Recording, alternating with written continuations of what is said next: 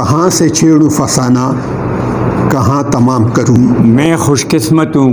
میں نے اپنی زندگی میں ادب کے حوالے سے 4 شخصیات سے نا جنون کی حد تک میں نے محبت کی. عبداللہ جان عبید صاحب د ډېر تعالی مشکور یو چې موږ سره نن شفق صاحب حمید الله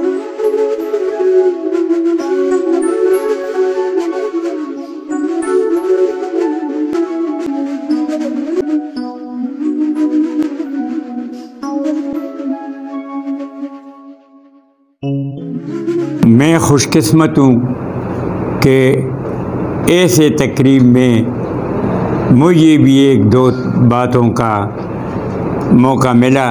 یہ سیرا ڈاکٹر صاحب کو جاتا ہے پشتو جب پیجیے پختو. جس طرح میمر شفق صاحب نے کہا کہ یہ تعلیمی زبان نہیں، یہ مارکیٹ کا زبان بھی نہیں ہے، یہ سرکاری زبان بھی نہیں ہے.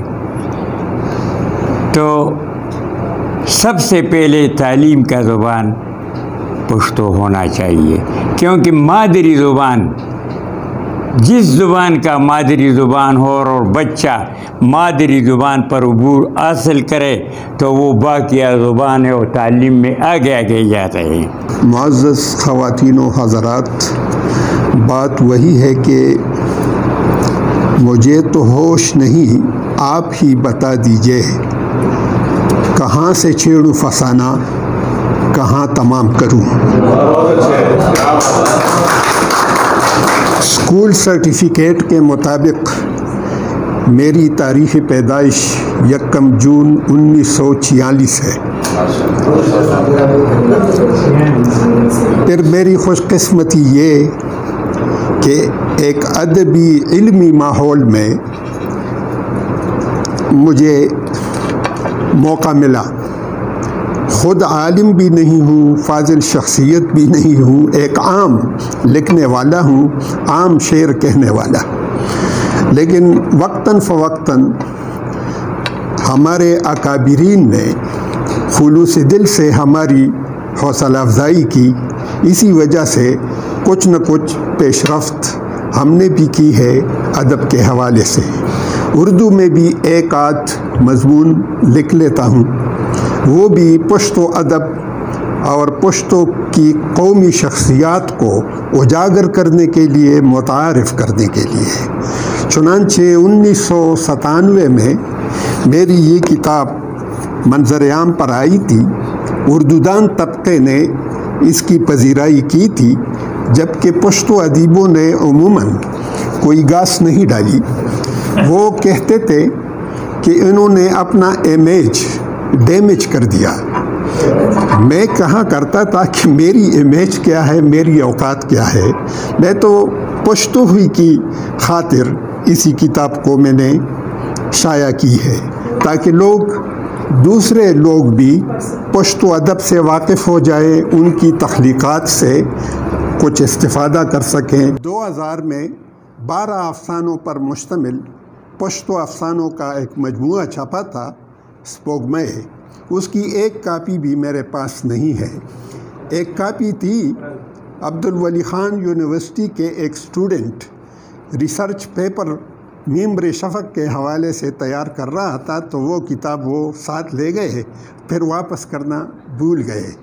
یہ بھی غالباً اس کے ادبی ذوق کا آئینہ دار ہے. اور کہا جاتا ہے کہ 2 چوریاں جائز ہیں دنیا میں، ایک کتاب کی اور ایک دل کی.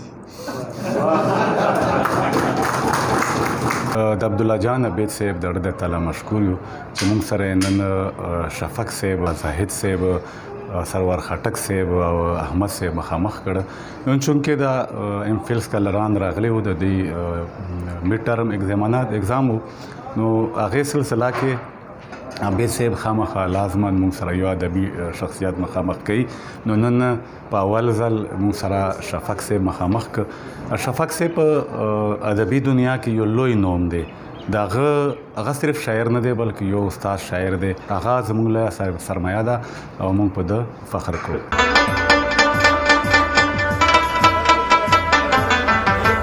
نن چې کوم تقریب دی دا زمونږ د پښتو د ډېر لوی ادیب شاعر لیکوال میم شفق صاحب په اعزاز کې دی.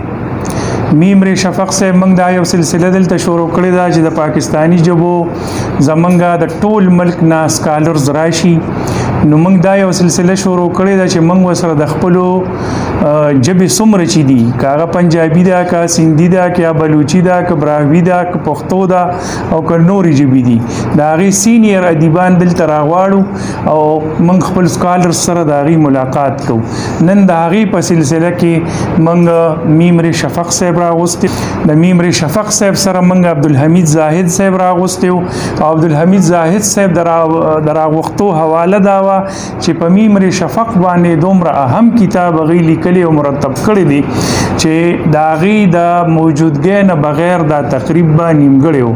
بقول شاعر ہم سے جو ہو سکا تو کر گزرے و ساتھیو اب تمہاری باری ہے. یہ شکریہ. مولانا روم کا مشہور قول ہے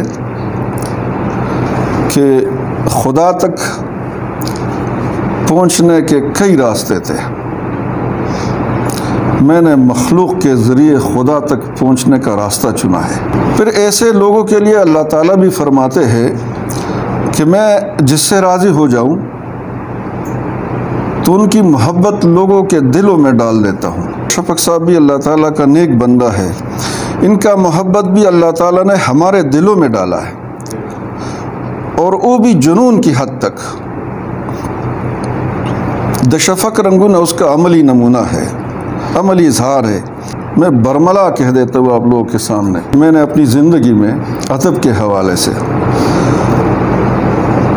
4 شخصیات سے نا جنون کی حد تک میں نے محبت کی. ایک اس میں اجمل خٹک کا نام آتا، دوسرا سلیم راز صاحب، تیسرا محمد اقبال ہمارے مردان کے بہت عظیم شعراء میں سے تھے، اور چوتھا شفق صاحب جو آپ کے سامنے تشریف فرما ہے. بسم اللہ الرحمن الرحیم.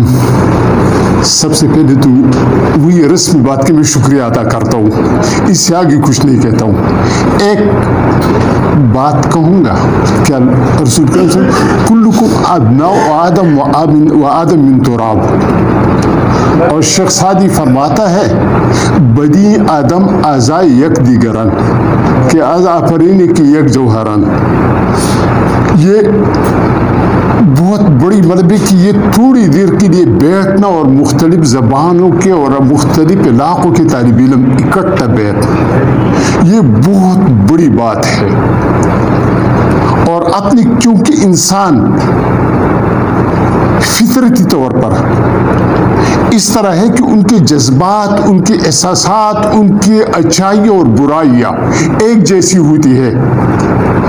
کیونکہ انسان جب پیدا ہوتا ہے بعد میں جو مختلف ہوتا ہے وہ اس طرح ہوتا ہے کہ سیولائز ہو جاتے ہیں. اور سیولائزیشن کیا ہے؟ Civilization is the surrender of man perfection into mass imperfection. یہ ہم اپنے جو اللہ تعالیٰ نے ہمیں تخلیقی صلاحیتیں دے دی ہے وہ ہم ایک فریم میں بند کرتے ہیں اور اس کو ضائع کرتے ہیں، اس کا نیچرل گروتھ جو ہے وہ بلاک کر دیتے ہیں، تو اس سے بگاڑ پیدا ہوتا ہے. ابھی اگر یہاں کوئی آیا ہوں سندھی، پنجابی، سرائیکی، بلوچی، ان کے جذبات ایک جیسے ہیں، وہ ایک جوہر کے پیداوار ہے. اس میں بعد میں تقریباً ان کی جتنی بھی ہے، لیکن یہ بدقسمتی ہے کہ ہم سندھیوں، پنجابیوں، سرائیکی اور وہ ہم کا ہمارے احساس سے بے خبر ہے. یہ اسی وجہ سے کہ ہمارے رابطے کی زبان کو انہوں نے قومی زبان بنایا ہے.